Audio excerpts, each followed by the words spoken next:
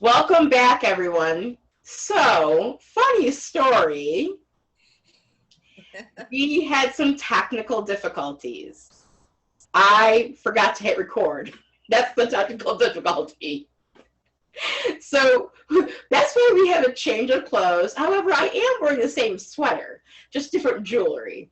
And my mom has got a different shirt on today and different hairstyle. So, we are now ready to make the different ways you can eat the pizzelle. So my mom is going to take it away, or actually I'm going to explain each one, and then she's going to show you. She's going to demonstrate how to make it. So the first one is just plain, and she's going to show you how she makes it just plain. Okay. And maybe with a little powdered sugar on it. Right. I just want to show you. There's my iron. Mm-hmm. Okay. All right. So the irons come with those pretty patterns. Some have four, like the four. And I have one that has a 4. Yes. And some have the ones with just the 2. Okay. So you take a scoop or a tablespoon. I have a cookie scoop. Mm-hmm. Tablespoon, and you take that and you place it. That's okay, Mom. It's fine. Mm-hmm. On your iron. So you place it in the middle of the iron. In the middle of the iron. Yep.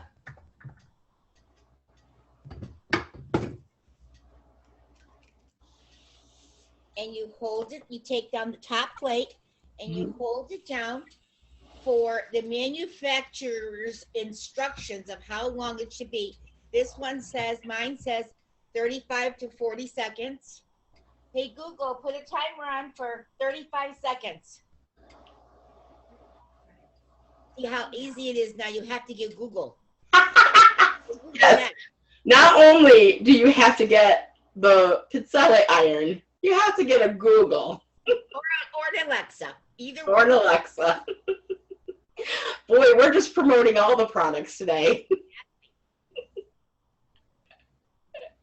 I hope Google works. It seems like a long time. Well, did your Google say? Yes. Oh, okay. But it's, hey, Google, stop the timer. It worked. 30 or 45 seconds does feel like forever. And here is your pizzelle, and you place it down. Wait, hold it up a little bit so you can see how it's wiggly. See how it's wiggly? Yep. That's when it's pliable. That's when you can actually manipulate it and make what we're going to show you next. It doesn't stay that way. And it's hot. Very hot. Don't touch the iron. Yeah. For anybody that is young watching this, please don't touch the iron. It's very, very, very hot. My mom uses a fork. When she goes to pick it up, she uses a fork to grab it. And you got to be careful because the pizzelle itself is very hot too. So be careful as you're taking it from the iron onto your. She has a cloth down. She puts a cloth down. Right. So plain. So basically, in a few seconds, I don't know. Has it? Yeah. It's getting firm. You can nice and stiff. Not wiggling anymore. Not wiggling. It's going to be really, really firm. So yes. When you break it, it will be nice and crisp. Yeah. So plain, you can just eat it like it's a cookie. Powdered sugar. Powdered sugar on it. Or, if you want to drizzle some chocolate on it or, make it fancier, you feel free, of course. Yes. So the next, though, I'm going to go right into the next one because it's a sandwich. So she's made 2 of them. And then when they're stiff, when they're stiffer, you can actually then fill it with, what do you think, Mom? What do you recommend filling it with? Ice cream, number 1. You could have softened ice cream, put it on there, plop your sandwich, wrap it up and put it in the freezer. And then when you're ready to serve, then you'll have an ice cream sandwich. Or you can have, like if you wanted to put a little bit of peanut butter and jelly, or you could have a Nutella and a fruit or plain Nutella and just plop it on there. and you make a nice little sandwich. Right. I think like fluff would be fun. Oh, fluff would be Cream great. cheese and fluff, those cool things. The sky's Really, the limit. sky's the limit. Yeah, like my mom said, sky's the limit. Anything you want. A very nice little dessert. Yes. And if you happen to get the smaller pizzelle, or I'm sorry, the pizzelle maker with the which they actually call it a waffle maker, if you get the ones with the 4 in the plate, you could make small little sandwiches. Yes, exactly. So the next one is a cannoli shape pizzelle. So my mom is going to do the same thing. Take the scoop, plop it on the iron. I'm going to do 2 of them so you can see it twice. Close it down. Hey, Google, set the timer for 32 seconds. All right, 32 seconds. And it's starting now. Of course, my Google now hears her. That's the one thing about Googles or Alexas. They hear you.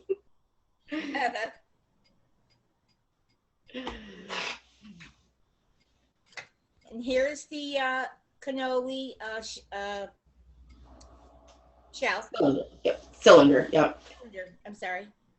So my mom has originally had wood ones that she had for a very long time. Now she's gone, with her professional business, she went really professional. Okay. So Hey, Google, stop the timer. I'm taking this off. I'm going to set it down. I'm going to put the cannoli thing in the middle. I'm going to wrap it. This one is a little too fat. You have to hold it for a bit because it's got to form. It's got to form to the shell. Mm-hmm. I'm going to try to turn it over so I can get the other one out.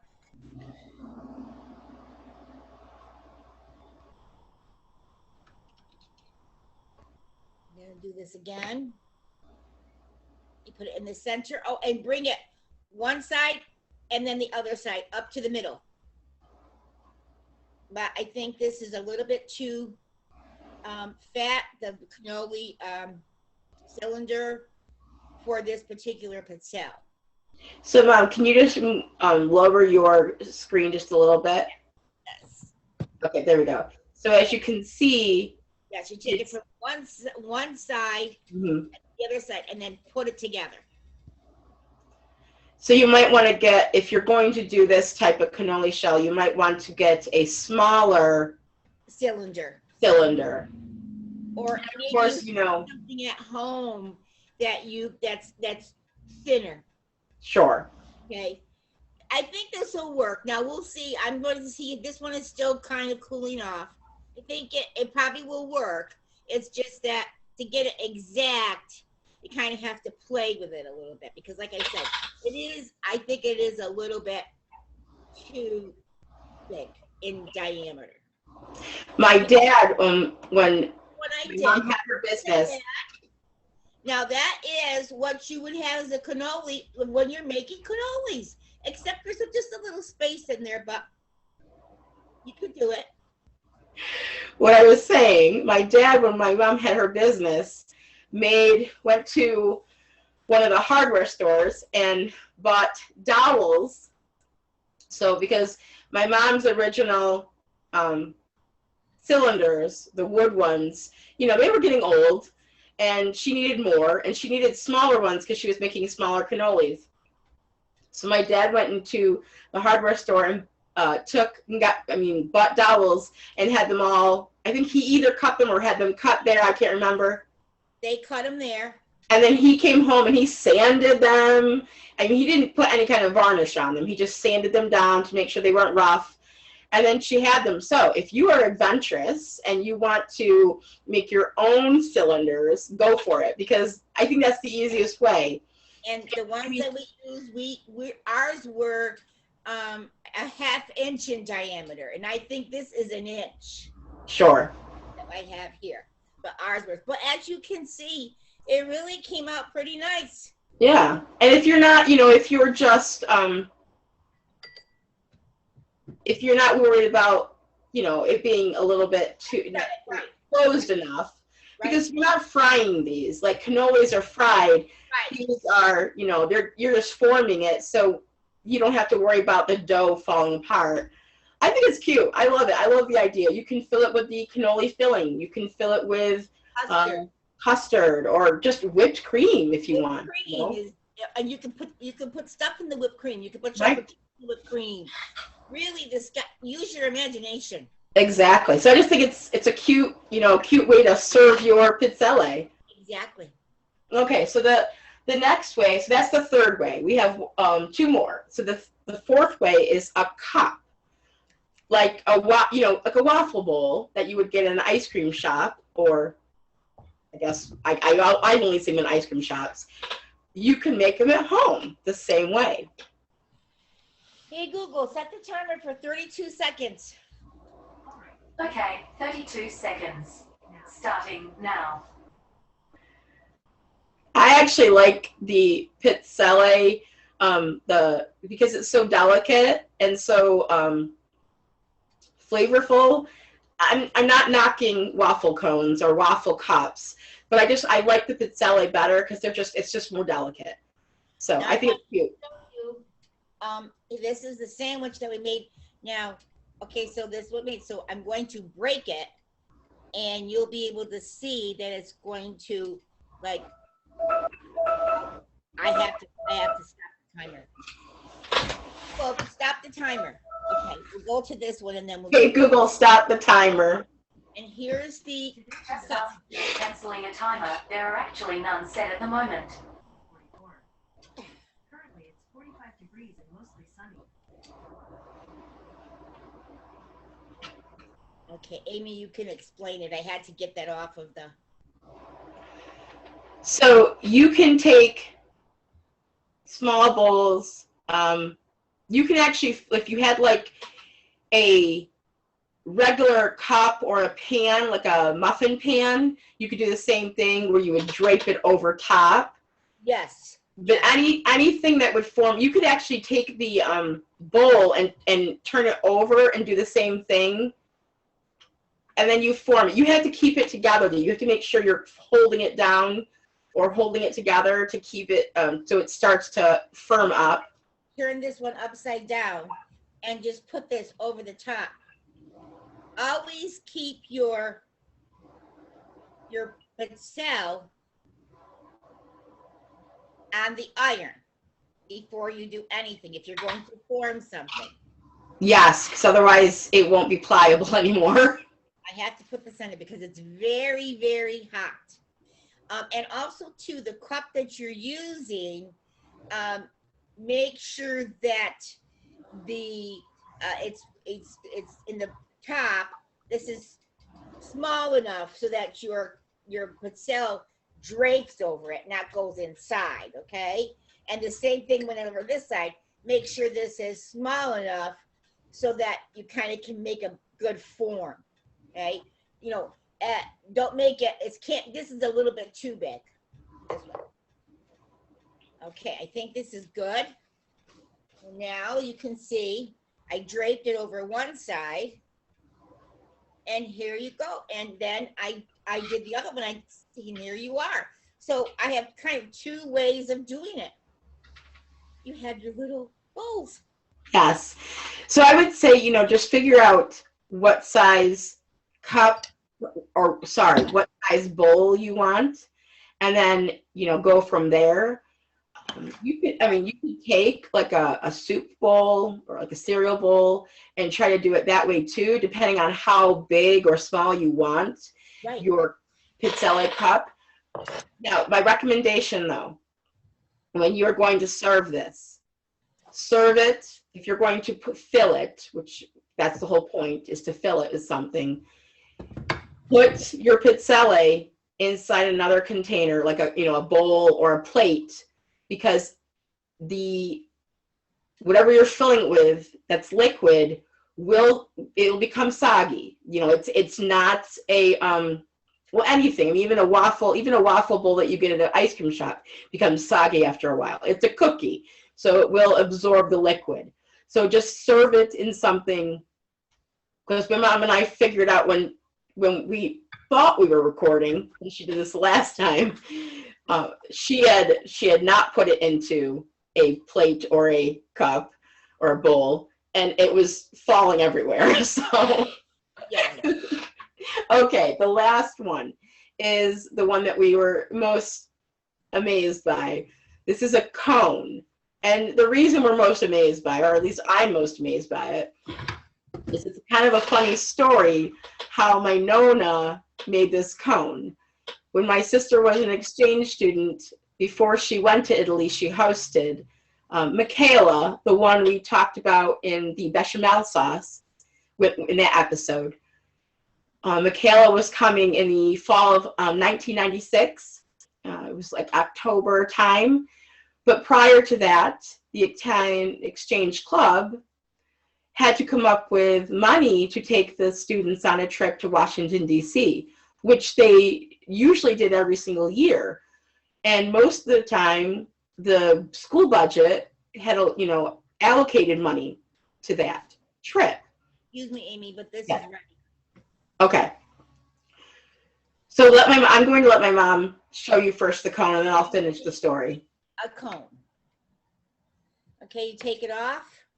You place your cone on here and in the middle, and you bring it up and bring the other side up.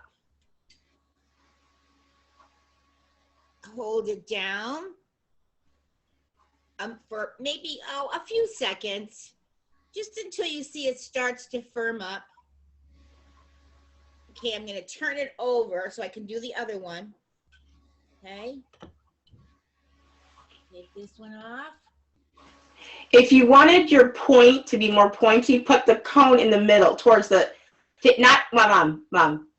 Take it and put the cone back farther, a little bit, no, back. Yeah. Okay. There you go. And then roll it so that there's more of a point. Okay. Yes.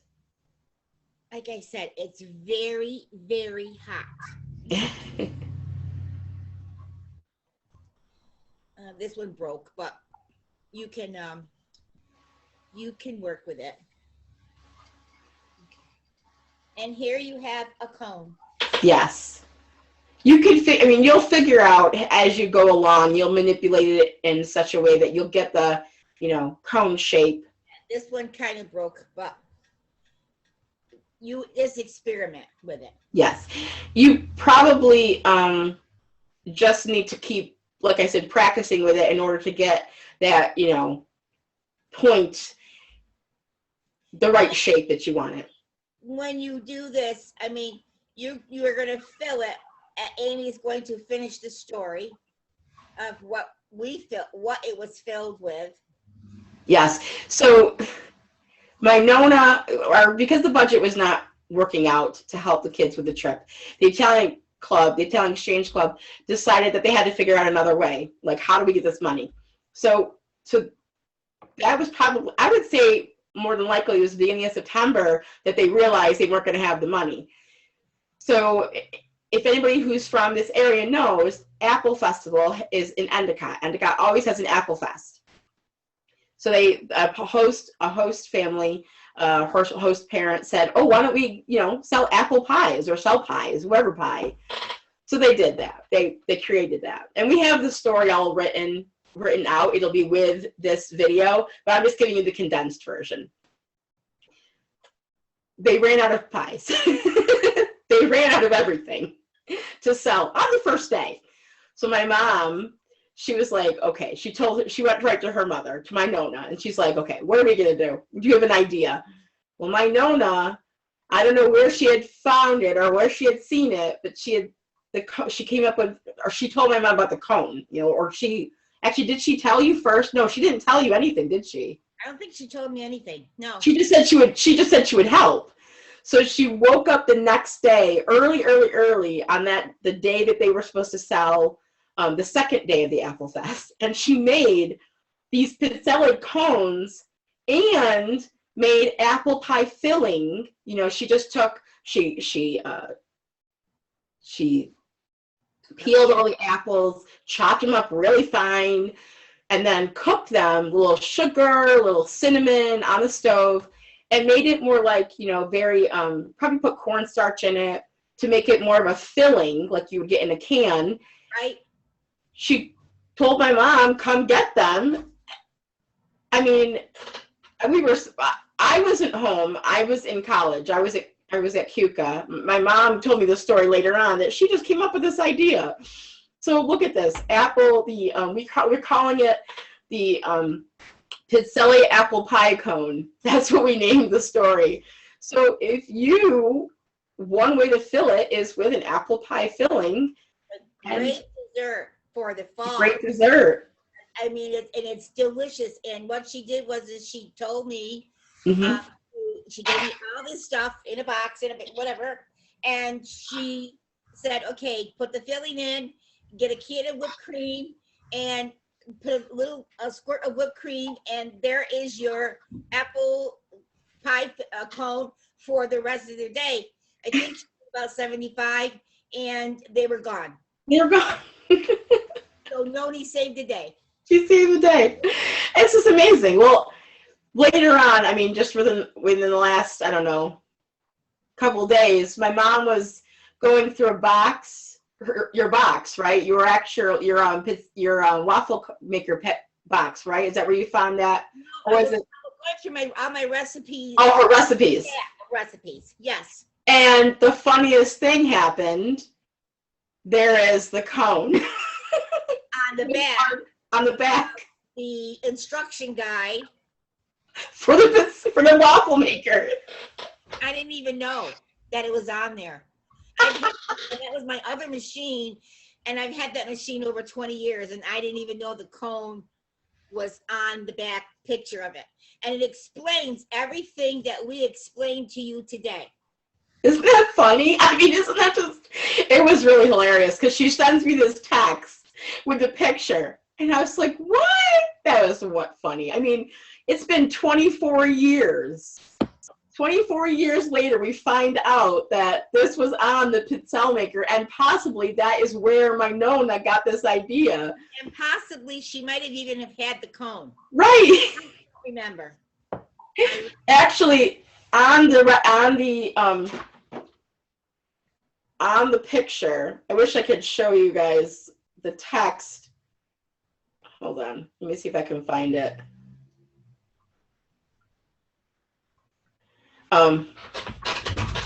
Okay. I don't know if you guys can see it very well. But on that picture, it actually says how you can purchase that cone tool. It was so funny. It was just so funny. I purchased my cone tool on Amazon.